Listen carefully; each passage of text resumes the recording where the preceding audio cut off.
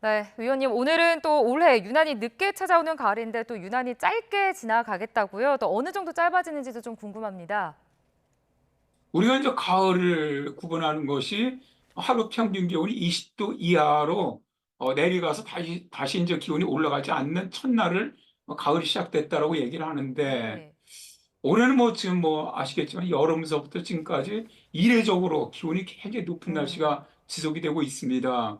근데 어쨌든 내일 기압골이 통과하고 한파가 내립니다. 북쪽에 있는 아주 차고 건조한 공기가 내려오면서 일단 서울은 2일, 내일은 아침 기온이 높기 때문에 가을이라고 볼 수 없지만 모레서부터는 서울이라든가 그러니까 수도권을 포함해서 강원도 지역, 충청의 북부 지방은 2일부터는 일단 가을로 접어들지 않겠느냐. 그렇게 음, 보고 있고요.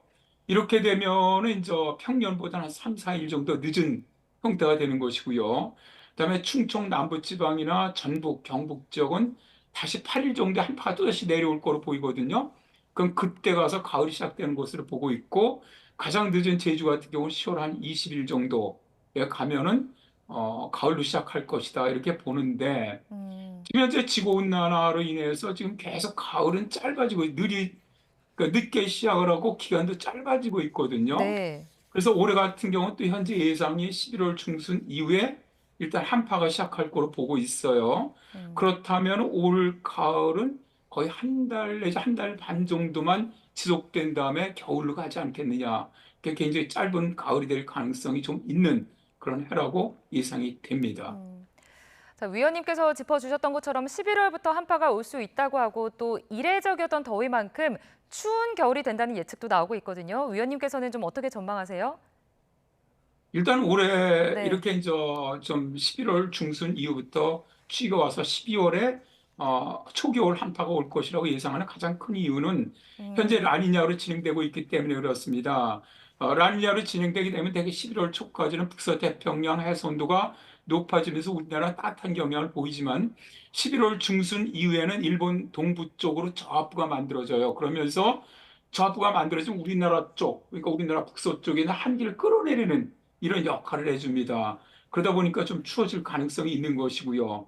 두 번째는 이제 북극 해빙이 지금 46년 동안의 위성 기록상 일곱 번째로 얼음이 적습니다. 근데 음, 특히 우리나라 겨울에 영향을 주는 이런 그 바다가 있거든요. 카라해라든가 이런 해에 그 얼음이 굉장히 적습니다. 현재.